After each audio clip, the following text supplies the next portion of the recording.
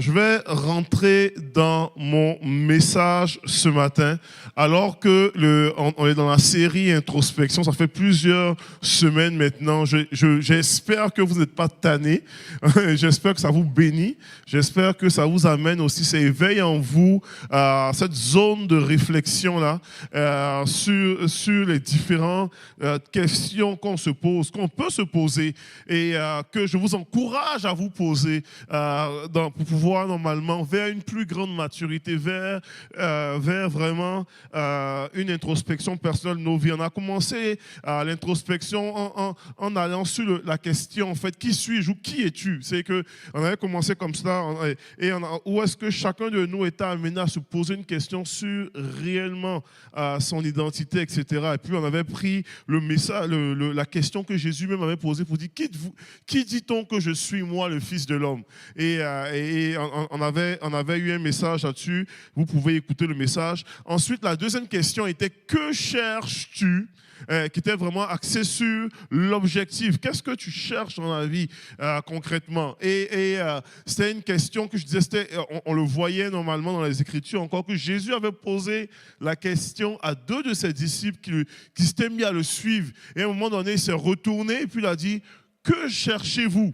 Et cette question-là peut nourrir et mûrir une réflexion en nous. La troisième question qu'on avait eu à se poser était, où es-tu? Et ce où es-tu était une question que Dieu avait posé cette question-là à Adam. Alors que se trouve dans le jardin d'Éden, après avoir mangé le fruit interdit, il s'était caché. Et puis Dieu avait posé la question en disant, où es-tu, Adam? Et au-delà de simplement se questionner sur l'idée géographique de où es-tu, il y avait tout l'aspect qui intervenait, qui était où en étais-tu dans ta vie? Où es-tu réellement? Et on avait vu il y a quelques semaines de cela l'autre question qui était, qu'as-tu dans la main? Qui était une question que Dieu a posée à Moïse, alors qu'il se retrouve devant le buisson ardent, alors il ne veut absolument pas retourner en Égypte, tout ça, il met toutes sortes d'objections, et Dieu lui pose la question en disant, qu'as-tu dans la main, Moïse? Et on avait en fait regardé comment est-ce que cette question a pu être une introspection dans nos vies personnelles. Et aujourd'hui, on va voir une autre question qui est, avec qui marches-tu? Et les deux prochaines questions à voir en introspection va être, où est ta foi dans l'adversité? Qui est une question qu'on voit aussi dans les Écritures, où est-ce que Jésus pose la question en disant, où est votre foi et comment te renouvelles-tu? Donc, on approche vers la fin de cette série-là, mais on explore certaines questions comme cela. Et ces questions-là sont, pour moi, tellement essentielles dans nos vies. À un moment donné, nous sommes amenés à se poser ce genre de questions. À un moment donné, nous sommes amenés à pouvoir avoir une introspection personnelle pour grandir dans notre foi, pour grandir en maturité. Et dans la question, la notion de avec qui marches-tu, j'aimerais qu'on puisse regarder ensemble plusieurs versets qui parlent un petit peu de la marche, et on va vraiment se poser cette réflexion-là ensemble, et je crois qu'on va être vraiment bénis. Le premier verset que j'aimerais vous présenter ce matin, se trouve dans Ésaïe chapitre 6, mettre un petit peu dans le contexte, c'est Ésaïe qui a une vision de la gloire de Dieu, de la présence de Dieu, en fait une vision du trône de Dieu. Et la Bible déclare qu'il voit le trône de Dieu, il commence à décrire un petit peu cette vision-là, en disant qu'il y a le pan de la robe céleste qui descend sur tout le trône, il y a la gloire de Dieu qui est là, il y a des anges, il y a des séraphins qui sont là, et il décrit même les anges en disant c'est ce genre d'anges là ont comme 6 ailes, donc 2 ailes qu'ils utilisent pour voler, 2 ailes qu'ils utilisent pour se cacher la face, 2 ailes qu'ils utilisent pour se couvrir les pieds, et ils passent leur temps à crier Saint, Saint, Saint, l'Éternel, etc. Et on dit la gloire de Dieu remplit le lieu, tout ça. Et au milieu de tout ça, Ésaïe se rend compte qu'il est en train d'avoir une vision de la gloire de Dieu, vision de la présence de Dieu et il crie, il dit, malheur à moi, car je suis un homme pécheur, je suis ayant des lèvres impures, j'habite au milieu d'un peuple impur et mes yeux ont vu le roi, mes yeux ont vu le saint et il est convaincu qu'il va mourir. Et puis Dieu lui dit non, tu ne mourras pas. Et après, normalement, cette expérience de vision-là, il y a un verset, et Ésaïe partage un petit peu ce qu'il entend. Il dit, et j'entendis, à partir du verset 8, il dit, et j'entendis la voix du Seigneur disant, qui enverrai-je et qui marchera pour nous?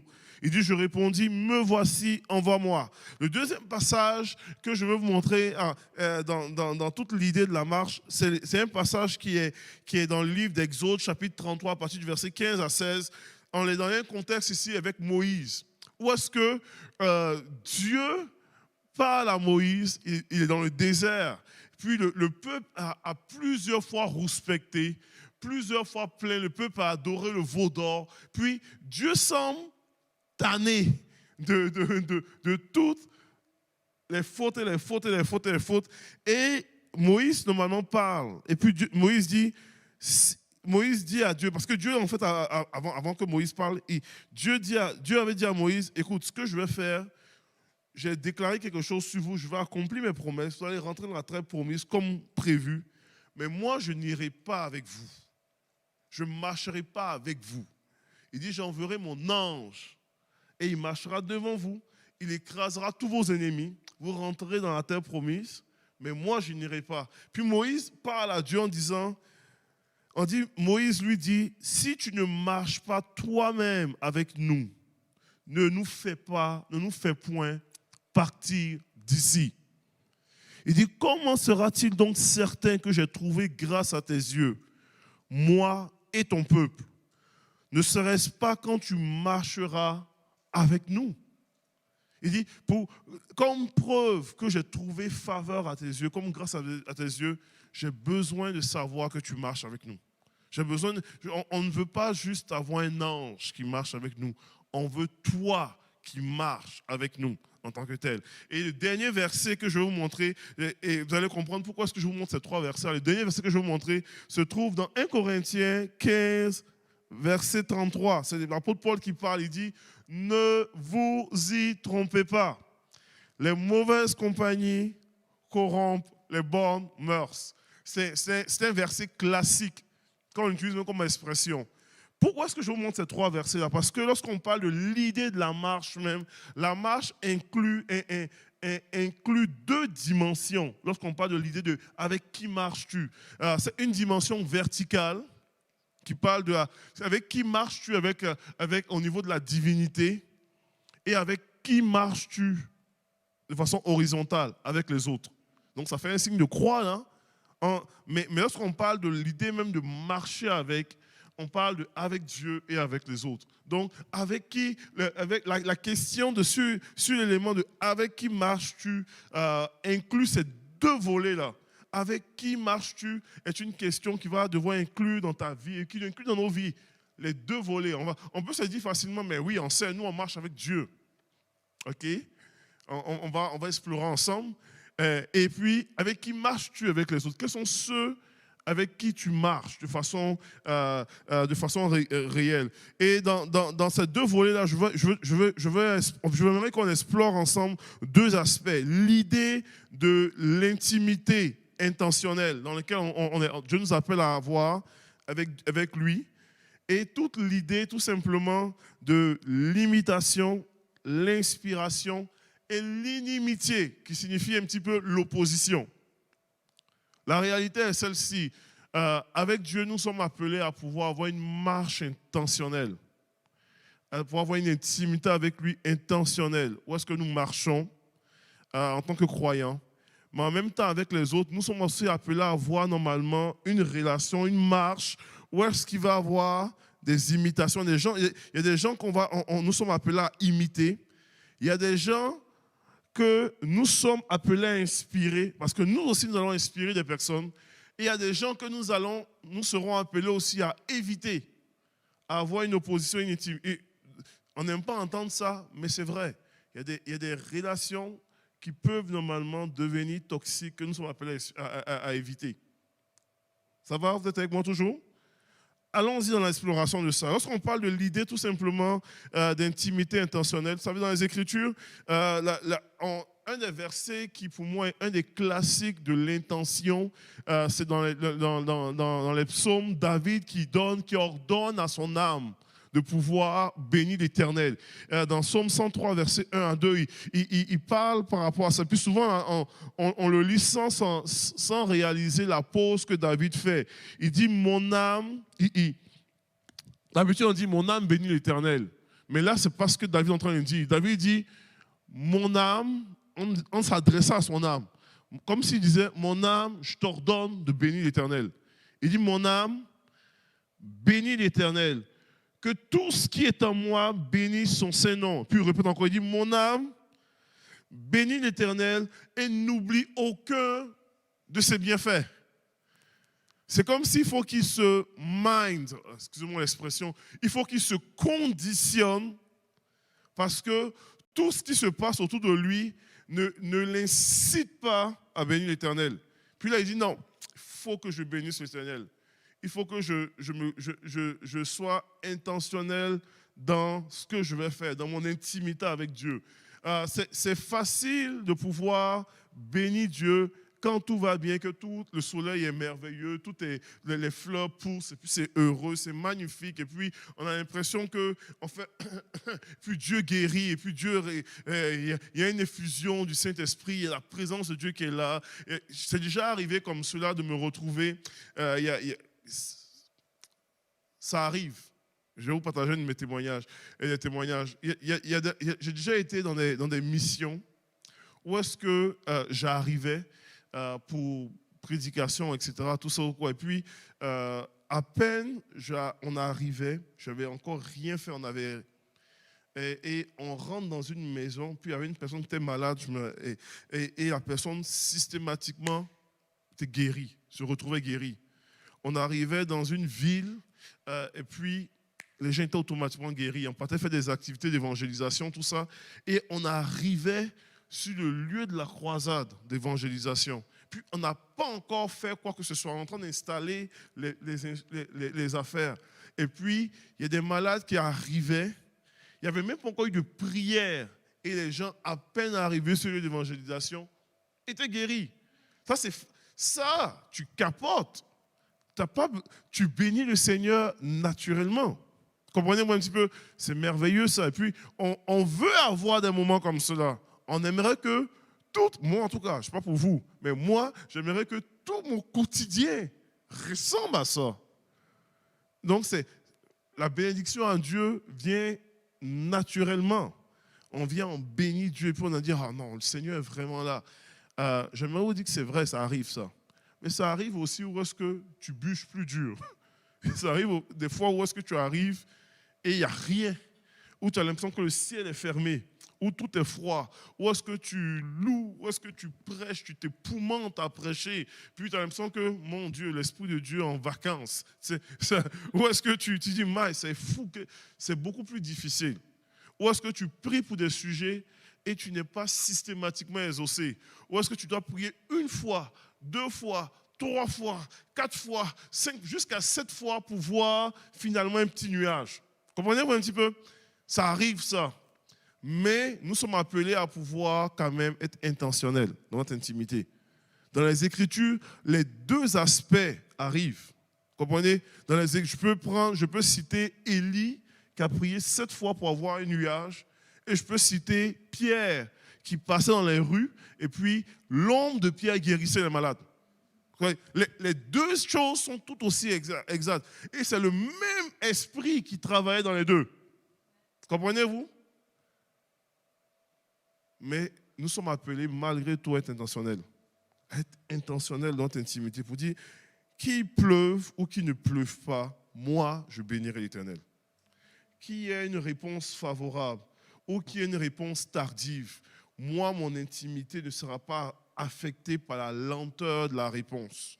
Je choisis de bénir Dieu, je choisis de continuer à pouvoir persévérer dans ma marche avec lui. Ça va? Il y a cette dimension-là dans les Écritures, qu'on le voit. Et c'est ça la marche avec Dieu. Vous savez, je partageais, c'est mon erreur, j'aurais dû mettre ces différents aspects-là. Je partage souvent sur la marche avec Dieu. Puis je dis, lorsqu'on étudie sur la marche avec Dieu, on va voir qu'il y a différentes façons, il y a différentes colorations, il y a différents aspects au niveau de la marche qui est tout aussi vrai. Dans les Écritures, on voit normalement ce qu'on appelle, ce que moi j'ai intitulé la marche d'obéissance. Parce que dans Exode chapitre 13, verset 21, la Bible parle du fait que Dieu marchait allait devant le peuple, marchait devant le peuple d'Israël. Et on dit le matin, il y avait une nuée qui les précédait. Les gens voyaient constamment la gloire de Dieu devant eux. Le matin, il y avait une nuée qui les précédait. Le soir, il y avait une colonne de feu. Et le peuple d'Israël pouvait constamment regarder et aller au rite de la marche avec Dieu, cette marche d'obéissance-là. Mais dans les mêmes Écritures, on parle aussi d'un autre type de marche. Où est-ce que, j'ai mis le verset ici dans Psaume 23, verset 4, où est-ce que David parle et puis il dit, il vient un moment donné où est-ce que je peux marcher, il dit quand je marche dans la vallée de l'ombre de la mort. C'est que David est conscient de son environnement. Il dit, je marche dans une vallée où est-ce qu'il y a une ombre qui est affreuse. Il dit, quand je marche dans la vallée de l'ombre de la mort, quand je marche là, moi, je ne crains aucun mal, car je sais que tu es avec moi. Donc, il y a ce type de marche où est-ce que David voit l'environnement. L'environnement est une vallée d'ombre de la mort, mais il est conscient de la présence de Dieu. Et il dit, Dieu, c'est ce que j'appelle la marche de communion. Où est-ce que le danger est là? Où est-ce que la peur est là? La vallée de l'ombre est là? Mais Dieu aussi est avec toi. Dans les mêmes types de marches, il y a une autre marche que j'appelle souvent, que j'ai intitulée la marche de consécration. Où est-ce que dans Genèse, chapitre 17, verset 1, c'est Dieu qui parle à Abraham. Alors qu'Abraham est âgé, il dit, Abraham, toi, c'est pas moi qui marchera devant toi. Il dit, toi, marche devant ma face, marche devant moi et sois intègre. Comme si Dieu lui dit, ok, là, je te mets, excusez-moi encore l'expression québécoise, je te pitch là, toi, marche et sois intègre, puis je te regarde aller. Et dans cette marche-là, Abraham on lit dans Genèse, Abraham a l'impression d'être seul. Il voit le danger, il voit les obstacles, il voit la stérilité, le non, tout ça. Et puis, il doit marcher quand même. Il doit marcher et être intègre dans sa marche. Puis, il y a des marches, il y a des moments et des saisons comme ça dans cette marche avec Dieu. Où est-ce qu'on a l'impression qu'on ne voit pas Dieu? Mais pas parce qu'on ne le voit pas qu'il n'est pas là. Comprenez-vous un petit peu? Où est-ce qu'il est avec nous? Où est-ce qu'on choisit de continuer de marcher? Pour dire, moi, je marche quand même. Je marche quand même. Même si je ne le vois pas, même si je ne le sens pas, même si en face de moi, il y a le danger, même si je ne sens pas la présence de Dieu, je choisis. Donc, nous, on aime la marche d'obéissance. Où est-ce qu'on voit constamment Dieu devant nous? On voit la nuée, la colonne de feu, le miraculeux, puis on est heureux. On aime moins la marche où est-ce qu'on voit le danger, la marche de communion, où est-ce que le danger est là, mais Dieu est avec nous. C'est bien, mais on aime mieux la marche où est-ce qu'on voit constamment la gloire de Dieu. Mais la marche où est-ce qu'on ne voit jamais Dieu, là, on n'aime pas ça. Mais les trois sont tout aussi normales dans notre processus de marche avec Dieu. Ça va? Donc, il y a cette dynamique-là qu'on doit être conscient de ça. Conscient que Dieu nous appelle à marcher avec lui, indépendamment des circonstances, indépendamment du contexte, indépendamment du danger, indépendamment de la situation. Nous sommes appelés à marcher avec lui. Et avant nous, il y a eu des héros de la foi qui ont marché comme cela, qui ont marché en étant conscients des dangers. Je peux citer Abraham, je peux citer Enoch qui marcha 300 ans avec le Seigneur. Je peux citer Noé qui était le seul à marcher dans sa génération, qui était isolé. Je peux citer tous ces gens-là qui ont marché fidèlement devant Dieu en dépit de la situation. Et nous sommes appelés à pouvoir avoir une introspection sur la qualité de notre marche avec Dieu. Amen. Comment évaluons notre marche avec Dieu? Et à pouvoir prendre des décisions pour dire, Seigneur, je choisis de marcher intentionnellement avec toi. Malgré tout, je choisis de marcher avec intention. Je choisis de pouvoir te prier, même si je ne sens pas les frissons. Je choisis de pouvoir élever une louange, même si des fois mon cœur ne me dit pas de chanter. Je choisis de pouvoir ouvrir ma Bible, même si je n'ai pas trop le goût de lire ma Bible. Je choisis de pouvoir fléchir les genoux devant toi et te parler et de pouvoir te connaître encore davantage, même si des fois j'ai pas trop, il y a des circonstances qui ne me permettent pas. Je choisis d'être intentionnel dans mon intimité avec toi. Amen. Je vais continuer à avancer dans ce passage-là. Lorsqu'on parle de l'idée de avec qui tu marches, on a besoin d'avoir cette intimité intentionnelle avec Dieu. Mais aussi, on a besoin de pouvoir aussi réfléchir sur avec qui nous marchons avec les autres. On a besoin de pouvoir normalement. Et ça, on doit être conscient de quelque chose. Dans cette idée de marcher avec les autres, on doit être conscient que nous sommes, sans le vouloir, nous sommes des bons imitateurs. Nous imitons toujours des gens. On n'a pas l'impression de le faire, mais c'est vrai, on imite des personnes. Là, vous voyez plusieurs petits plats. Vous allez comprendre pourquoi est-ce que j'ai mis ces plats-là. Je vous ai dit, ce que j'apporte ici sont des choses que j'apporte aussi en milieu carcéral. Et une de mes phrases que mes détenus sont très conscients de ça, je dis l'être humain est comme du tofu. Puis j'aime utiliser cette expression. L'être humain est comme du tofu. Tu finis par goûter là où est-ce que tu mijotes. Exactement. Et les trois plats sont tous des plats de tofu. Donc, ça peut être, s'il mijote dans du sucre et du chocolat, le tofu va goûter normalement un dessert comme du pudding. S'il mijote normalement dans un plat super asiatique, thaï, et puis bien grillé, ça va goûter un super plat thaï. Et s'il mijote normalement dans un produit qui est assaisonné au fromage, il va goûter comme un fromage. Donc, c'est la réalité, ça. Et l'être humain est comme du tofu. Là où est-ce que tu mijotes, là où est-ce que tu trempes, là où est-ce que tu macères, tu finis par goûter ça. Et en cela, la Bible est très correcte dans cela, parce que la Bible dit, ne vous y trompez pas. Les mauvaises compagnies corrompent les bonnes mœurs. Dans le fond, si tu vas finir par ressembler à la personne à qui tu t'associes. Donc, questionne-toi sur avec qui tu t'associes. Parce que tu finiras par le ressembler. Ça va? Je ne suis pas en train de vous traumatiser là. Ça va, vous êtes avec moi? Donc, il y a cette image là. Et donc, et l'apôtre Paul, normalement, va plusieurs fois, pas une fois, à plusieurs reprises dans ses épîtres, va répéter constamment cette vérité là. En disant, écoutez, soyez mes imitateurs.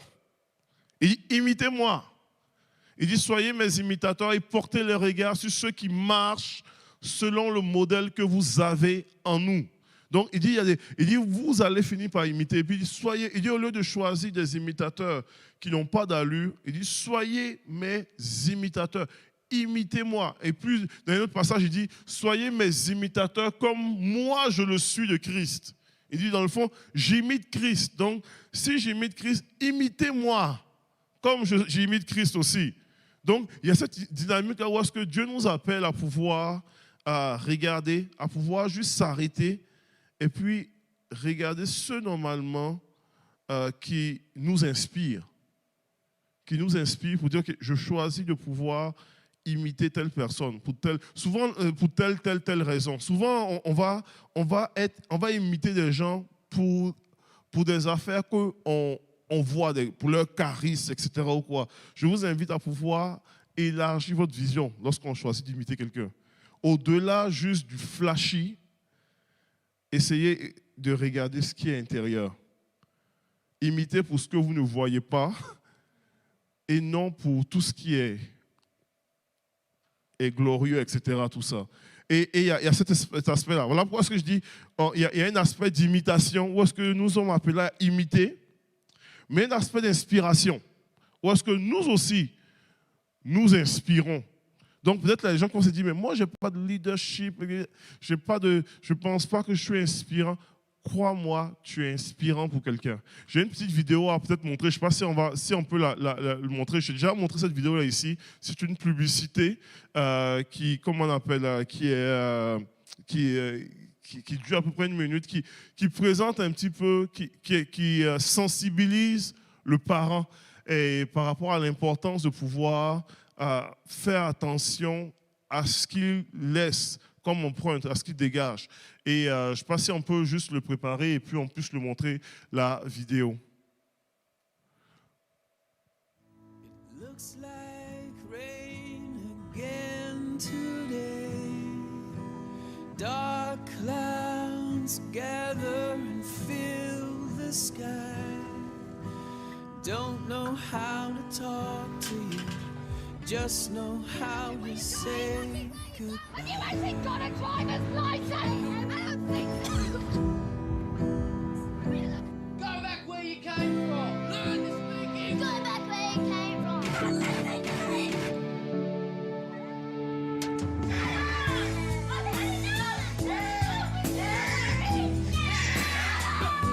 Is that what you think?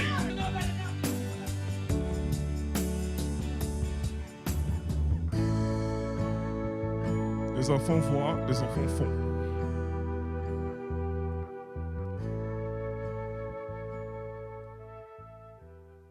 Et on dit d'avoir une influence positive. C'est une vidéo choc, mais en même temps, c'est une vidéo qui parle réellement de cette réalité-là que, oui, nous imitons nous, mais il y a d'autres personnes qui nous imitent nous. Et c'est ça la réalité. Donc, nous sommes appelés en même temps aussi à avoir cet aspect-là, où est-ce qu'on on fait attention à ce que nous présentons. Parce que on n'a pas l'impression d'être des modèles, mais nous sommes des modèles. D'autres personnes nous imitent. Notre façon de parler, notre façon de nous comporter, notre façon de marcher, dans notre façon d'être, dans notre façon d'expérimenter les choses ou d'exprimer les choses, d'autres personnes nous imitent. Donc il y a cet aspect-là où est-ce que nous sommes lorsqu'on on parle de l'idée de avec qui marches-tu, il y a un aspect qui touche où est-ce que avec qui tu imites, mais qui tu inspires et de quelle façon tu inspires aussi.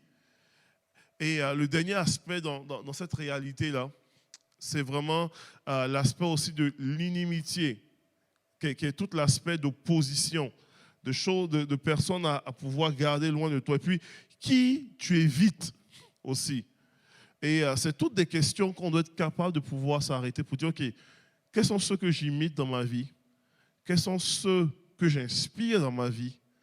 Et quels sont ceux que j'évite dans ma vie, qui peuvent devenir toxiques dans ma vie, littéralement. Et toujours dans le même passage, les mauvaises compagnies corrompent les bonnes mœurs. Les mauvaises compagnies corrompent les bonnes mœurs. J'utilise ces 3 images-là, et puis je vais pas être long ce matin, je vais vous laisser avec ce message, avec cet aspect-là. J'utilise 3 images pour pouvoir illustrer normalement l'idée de réfléchir sur avec qui marches-tu en prison. La première image, c'est le tofu.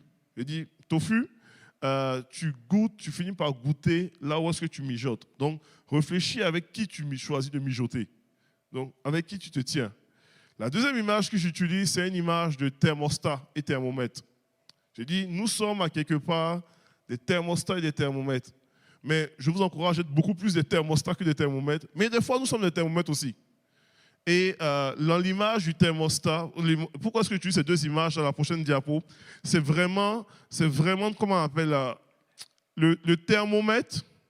Aujourd'hui, il fait normalement moins, non pas moins, qu'est-ce que je raconte? Il fait peut-être 7-8 degrés aujourd'hui. Donc, si on prend un thermomètre, on le met dehors, 7 degrés. Le thermomètre va prendre la température de l'extérieur. Il s'adapte constamment à la température de l'environnement. Donc, si tu le mets dans un environnement froid, il devient froid. tu le mets dans un environnement chaud. Si tu l'amènes en Côte d'Ivoire, il va être à 32 degrés en tant que tel. Et si tu l'amènes dans ton congélateur, il va être à moins 18 degrés. Lui s'adapte à n'importe quel environnement.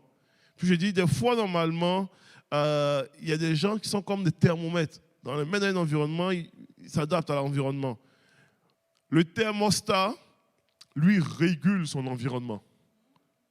Le thermostat, si on met notre thermostat ici à 28 degrés et on dit on passe ici la journée, on va tous se ramasser en Bermuda et puis en gougoune et en t-shirt parce qu'il va faire trop chaud. Si on coupe le thermostat en mettant à 0 degré, on va vite prendre la température de l'extérieur et on va tous porter nos manteaux parce qu'il fait trop froid. Puis je dis, des fois, nous sommes appelés comme ça à pouvoir être des thermostats. Dieu nous appelle à pouvoir. Puis Jésus était un thermostat incroyable. On l'appelait l'ami des pécheurs, mais quand il rentrait dans l'environnement des pécheurs, les gens n'étaient plus pécheurs. Comprenez-vous un petit peu? Il rentrait dans une maison de publicain et puis la personne devenait un fils d'Abraham. Puis je dis, il y a quelque chose en nous que Dieu nous appelle à être des thermostats, des gens qui allons réguler l'environnement spirituel, l'atmosphère spirituelle de notre environnement en tant que tel. Et malheureusement, dans notre attitude adamique, il y a des fois aussi nous sommes comme des thermomètres. On finit par s'ajuster à la météo des personnes. Donc, c'est de pouvoir juste s'arrêter et réfléchir pour dire dans quelle facette de ma vie où est-ce que je ressemble plus à un thermomètre ou un thermostat. Ça va? On progresse toujours. Et puis la troisième image que j'utilise, puis je vais terminer avec ça. J'utilise l'image, en fait j'utilise ça en prison, mais je suis aussi avec ma famille. J'ai dit, avec qui marches-tu? Va t'amener à te poser la question, avec qui je choisis de voler? Puis j'ai dit, tu peux choisir de voler avec des mouches ou choisir de voler avec un aigle. Les deux, en fait, volent. Il y a un qui vole beaucoup plus à la recherche d'excréments. Et puis, il y a un autre qui vole au-dessus des montagnes. Comprenez-vous un petit peu? Puis, il dit, avec qui choisis-tu de voler, des fois? Et il y a des moments où est-ce qu'on va... C'est plate à dire, mais c'est vrai. Tu vas devoir choisir de voler et éviter certaines relations qui peuvent devenir toxiques pour toi. J'ai tellement, comme pasteur, une des choses que j'ai observé à travers les années de ma vie, puis même en prison, je vis, il y a des gens que tu les prends individuellement avec les détenus. Les deux individuellement, tu as l'impression qu'ils sont des bonnes personnes. C'est-à-dire que ce sont des personnes qui fonctionnent et tu les mets ensemble, ça ne va pas du tout, c'est terrible. Il y a quelque chose là qui fait qui va chercher l'autre et l'autre qui va chercher extrêmement. Et puis ça ne marche pas. Il y a une antagoniste qui est incroyable. Puis ça, c'est une réalité, ça. Là. Puis il y a des fois où est-ce que... Puis des fois, je dois amener les gens à nommer ça pour dire, écoute, j'ai eu à discuter individuellement avec X, j'ai eu à discuter individuellement avec Y. J'ai l'impression que vous deux, vous êtes animés de belles intentions. Mais quand vous êtes tous les deux ensemble, il y a quelque chose de profondément toxique. Donc, prenez vos décisions, mais c'est un état de fait. Et puis, il y a des situations comme cela. Et dans nos vies aussi, nous devons nous réaliser qu'il y a des fois où est-ce qu'il y a des relations qui sont profondément toxiques pour nous, qui n'amènent pas la vie, qui n'amènent pas, qui est trop destructeur. Et des fois, je ne dis pas qu'il faut les détester. Comprenez-moi très bien. Je ne dis pas qu'il faut, mais il y a des fois où est-ce que vous bénis-le par ton éloignement, par ton éloignement. Comprenez-vous un peu? Il y a des fois où est-ce qu'il y a un éloignement qui est nécessaire. Je prends un exemple très concret dans les Écritures. Abraham et Lot, c'était de la même famille. Il vient à un moment donné où est-ce que Abraham doit devoir prendre une décision. Puis il va rencontrer son neveu. Puis il y a la chicane excusez-moi l'expression encore québécoise, il y a vraiment des querelles entre les deux qui sont là. Et puis Abraham a dit, ok, là ça ne marche plus. Choisis le chemin que tu vas prendre. Si tu tournes à droite, moi je tourne à gauche. Si tu vas au nord, moi je vais au sud. Il faut qu'on se sépare. Et puis, ils prennent la décision. Et puis, la Bible, si vous lisez dans les Écritures, après qu'Abraham prend cette décision-là de séparation, Dieu parle à Abraham pour pouvoir le bénir et faire alliance. Comprenez-vous un petit peu? La séparation était nécessaire. Puis il y a des relations comme ceux-là dans les Écritures. Puis je peux en citer plusieurs autres encore dans les Écritures. Il y a des relations comme ceux-là où est-ce que la séparation est nécessaire pour la bénédiction, pour vraiment avancer, pour progresser. Parce que dans la relation, ça bloque trop, littéralement. Et il y a des moments où est-ce que tu dois choisir avec qui tu voles. Et moi, je dis souvent à mes enfants, j'ai dit ça à mon plus jeune des fois, quand il fait des niaiseries à l'école, je dis, mon gars, tu as le choix de voler comme une mouche ou de voler comme un aigle.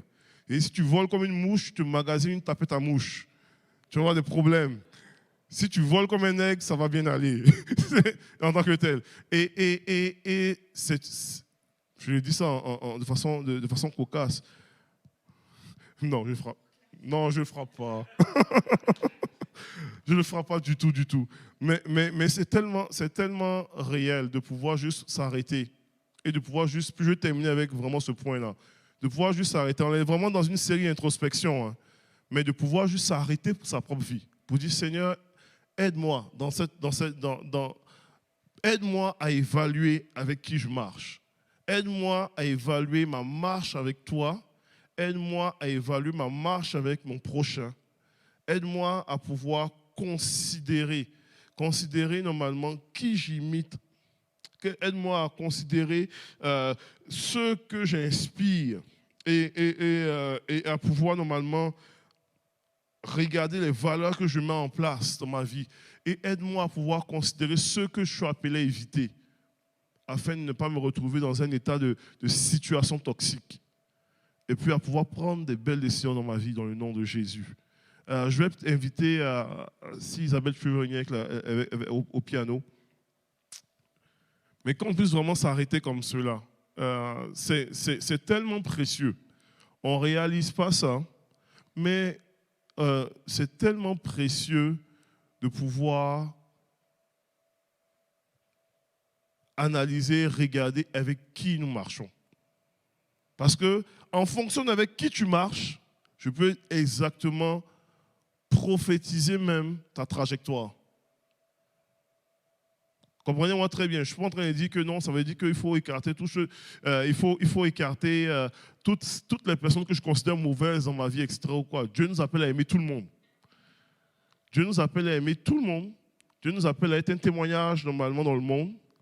Mais nous ne sommes pas appelés normalement à garder tout le monde dans notre cercle d'intimité. Ça va? Je ne vais pas vous traumatiser là, mais c'est une vérité ça. Même Jésus avait les 70, avait les 12 et avait 3 personnes en particulier, Pierre, Jean-Jacques, dans son cercle d'intimité. Donc, mais Jésus aimait tout le monde aussi. On dit Dieu a aimé le monde entier. Comprenez-vous un petit peu? Mais dans ton cercle d'intimité, ce n'est pas tout le monde qui a le privilège d'y avoir accès. Ça va? Et la question de avec qui marches-tu devient essentielle. La grande erreur, c'est que comme croyants, parce que nous sommes appelés à aimer tout le monde, nous invitons tout le monde dans nos cercles d'intimité. Et tu peux amener quelqu'un d'extraordinairement toxique pour toi dans ton cercle proche d'intimité, qui vient avec un poison pour te piquer. Alors que tu es appelé à pouvoir discerner avec qui marches-tu. Avec qui marches-tu?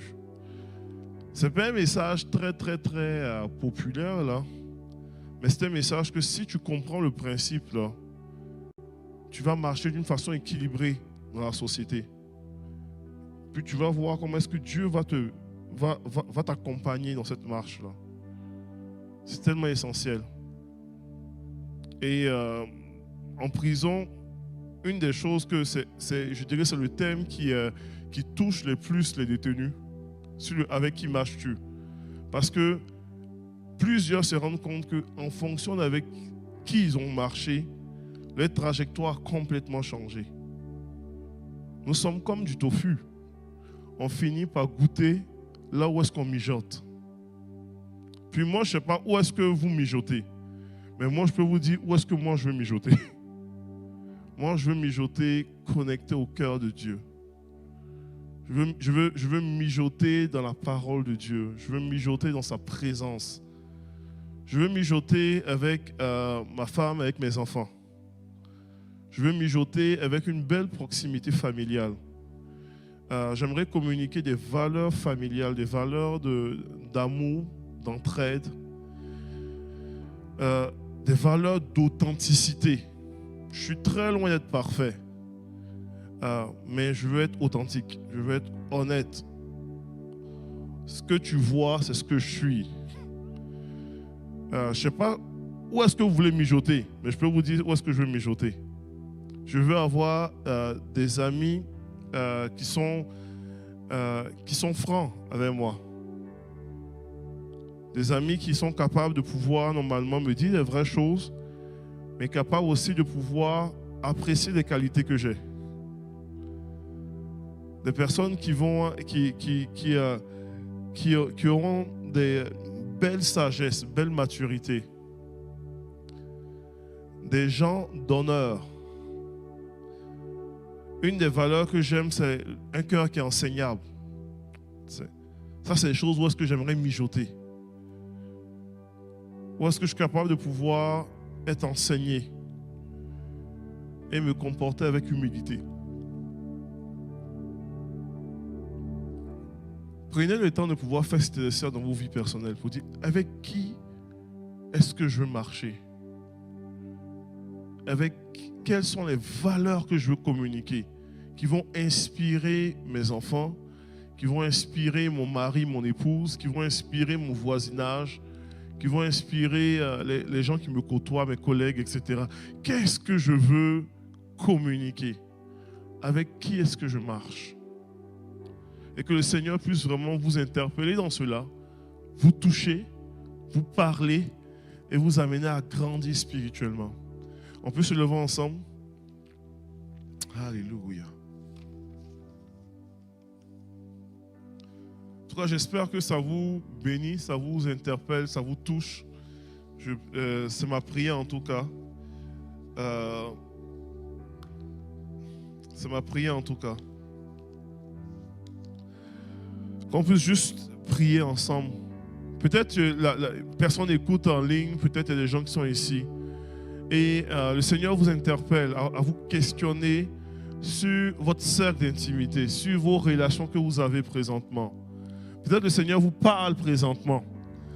Et pour moi, pour les prochaines minutes ici, j'aimerais juste qu'on puisse prier ensemble, qu'on puisse sceller ce moment-là devant Dieu. Je suis profondément convaincu que le message est délivré, mais le plus grand processus n'est pas fini ici à 11h30. Le plus grand processus dans vos vies, c'est l'après 11h30. Où est-ce que tu vas t'arrêter? Où est-ce que tu vas juste te mettre devant ton Dieu?